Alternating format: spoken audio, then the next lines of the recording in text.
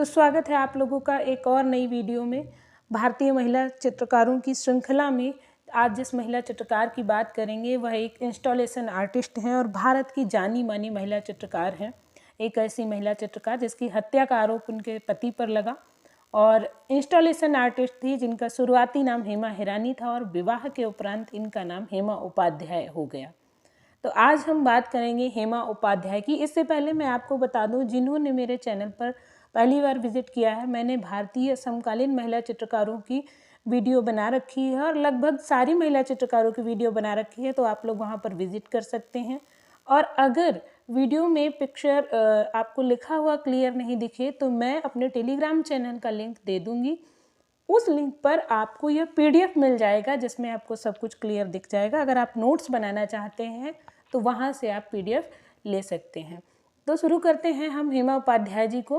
हेमा उपाध्याय जिनका जन्म सन 1972 ईस्वी में बड़ौदा में हुआ था। इन्होंने शिक्षा एमएस विश्वविद्यालय बड़ौदा से ली, मतलब महाराजा सयाजीराव विश्वविद्यालय बड़ौदा से शिक्षा प्राप्त की। हेमा उपाध्याय चित्रकार थी, एक फोटोग्राफर थी और एक बहुत ही अच्छी मूर्तिकार भी थी। इन सब में ये सबसे पहले एक इंस्टॉलेशन आर्टिस्ट थी। हेमा उपाध्याय ये सन 1992 ईस्वी में चिंतन उपाध्याय से मिली और सन 1998 ईस्वी के लगभग इन्होंने चिंतन उपाध्याय से विवाह कर लिया और वैवाहिक जीवन व्यतीत करने लगी। सन 1998 ईस्वी में ये लोग मुंबई में रहते थे, उस समय मुंबई में रहने लगे थे। हेमा उपाध्याय का, जैसा कि मैंने शुरुआत में ही बताया, मूल नाम हेमा हिरानी था, क्योंकि चिंतन उपाध्याय से इनका विवाह हुआ और फिर इनका नाम हेमा उपाध्याय हो गया। इनका प्रिय माध्यम की अगर हम बात करेंगे तो हेमा उपाध्याय जी का प्रिय माध्यम मिश्रित मीडिया था। हेमा उपाध्याय के चित्रों की प्रथम प्रदर्शनी सन 2001 में चैमोल्ड आर्ट गैलरी में स्वीट स्वेट मेमोरीज नाम से लगी थी और यह इनकी प्रथम एकल प्रदर्शनी थी।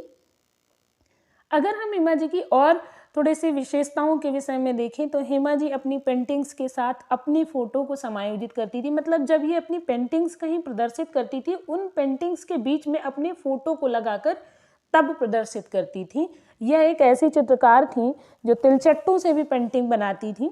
हेमा उपाध्याय ने एक installation made in China Chemould art gallery में लगाया। यह इनका जो इंस्टॉलेशन था मेड इन चाइना, इसमें इन्होंने चाइना से बनी हुई सारी चीज़ों को एक साथ कंपोज करके लगाया था और उसको नाम दिया था made in China.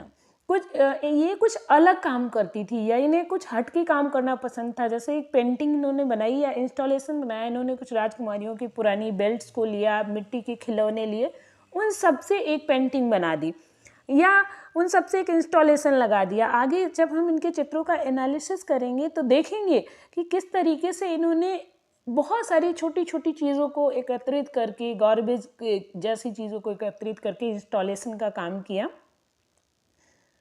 Hema ji ने बिना जली माचिस की तीलियों और गोंद से पेंटिंग बनाई थी और वो बिना जली माचिस की तीलियां जो थी, भारत पाकिस्तान का जब युद्ध हुआ उसको प्रदर्शित करती थी। उसमें हमारे भारतीय संस्कृति को, या हम कह सकते हैं भारतीय मिथकों को, भारतीय चीज़ों को प्रदर्शित किया गया था। उन तीलियों से, उन बिना जली माचिस की सैकड़ों तीलियों से, हजारों तीलियों से इन्होंने बहुत ही सुंदर एक पेंटिंग बनाकर तैयार की थी। इन्होंने एक पुस्तक भी लिखी, द ग्लास हाउस, जो सन 2007 में प्रकाशित हुई थी। तो आपको इसको याद रखना है, कई बार पूछा जा सकता है द ग्लास हाउस किसकी पुस्तक है या द ग्लास हाउस किसने लिखी है। द ग्लास हाउस पुस्तक को प्रकाशित करवाने वाला कौन था या कब प्रकाशित हुई, तो आपको याद रखना है कि हेमा उपाध्याय जी की यह पुस्तक थी। इनके संस्थापन कार्य या इंस्टॉलेशन कार्य जो बहुत ही फेमस हुए, उनमें द न्यूम्फ एंड द एडल्ट, सन 2006 में इनका यह इंस्टॉलेशन कार्य प्रदर्शित हुआ था। फिर वेयर द बी सक देयर सक आई, 2009 में इन्होंने यह इंस्टॉलेशन कार्य लगाया कि जहाँ मधुमक्खियाँ चूसती हैं उधर ही मैं हूँ। लोको फोको मोटो, यह भी पाकिस्तान के से संबंधित थोड़ा सा चित्र था या कह सकते हैं इंस्टॉलेशन वर्क था। सन 2007 में इन्होंने इसे लगाया था।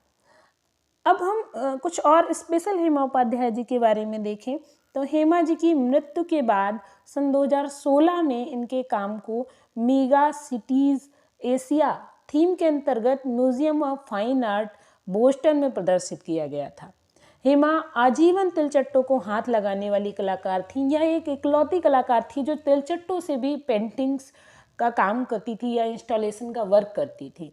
हेमा उपाध्याय जब रोम का म्यूजियम के नवीनीकरण के बाद रोम के म्यूजियम का जब पहली बार प्रदर्शनी हुई तो उसमें प्रतिभाग करने वाली या उसमें पार्टिसिपेट करने वाली इकलौती भारतीय कलाकार हेमा उपाध्याय थी। तो यह एक बहुत बड़ी बात है हमारे लिए। बहुत ही अच्छी कलाकार, बहुत ही उम्दा किस्म की कलाकार, और ये कहती थी मेरी पेंटिंग्स में ऐसा हो नहीं सकता कि मैं ना हूँ। अपनी पेंटिंग्स में यही कारण था कि ये अपने फ़ोटो लगाया करती थी। तो आप देख सकते हैं कि ये हेमा उपाध्याय हैं और इनके ये पति चिंतन उपाध्याय, जो कि खुद बहुत बड़े इंस्टॉलेशन आर्टिस्ट हैं, चित्रकार हैं। अब हम इनके कार्य को देखेंगे। कुछ पेपर्स को काट कर इन्होंने यहाँ चिपकाया। ये फ़ोटो बहुत क्लियर नहीं है, माफ़ी चाहूँगी। जब यहाँ आप देखेंगे तो बेयर द बीस्ट देयर सकाई करके ये मुंबई की सघन बस्तियों को दिखाता हुआ इंस्टॉलेशन वर्क, और जिसमें इन्होंने खुद को भी उसके साथ प्रेजेंट किया है। ये इनकी अपनी एक स्पेशलिटी थी। यहाँ आप देखेंगे बहुत ही घनी गलियों में घनी सकरी या व्यस्तता को दिखाने का काम जो इन्होंने किया है वो हेमा उपाध्याय ने किया है, और बीच में खुद को उनमें एडजस्ट कर देना, खड़े कर देना। यहाँ कुछ टाइल्स जैसे शीशों को लेकर उन पर कार्य किया गया। ये आप देखेंगे कि उल्टा और सीधा समान जैसा दिखता है। तो इनके काम की कुछ यही स्पेशलिटी थी कि ये इस तरीके से वर्क करती थी कि बस्तियों को, नगरों को दिखाना अपने इंस्टॉलेशन में ये ज़्यादा पसंद करती थी। यहाँ आप देखेंगे ठीक वैसे ही फिर ये मेड इन चाइना, जिसमें इन्होंने चाइना से ली हुई सारी चीज़ों को, चाइना के गुब्बारे, गुड़िया, खिलौने, की रिंग्स, इन सभी को एकत्रित करके पर्स और बहुत सारी चीज़ें, इन सब को एकत्रित करके एक इंस्टॉलेशन लगाया। उसका नाम रखा मेड इन चाइना।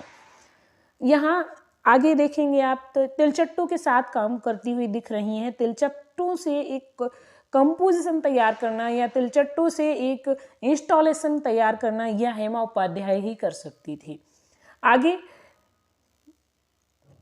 जब आप यहाँ देखेंगे तो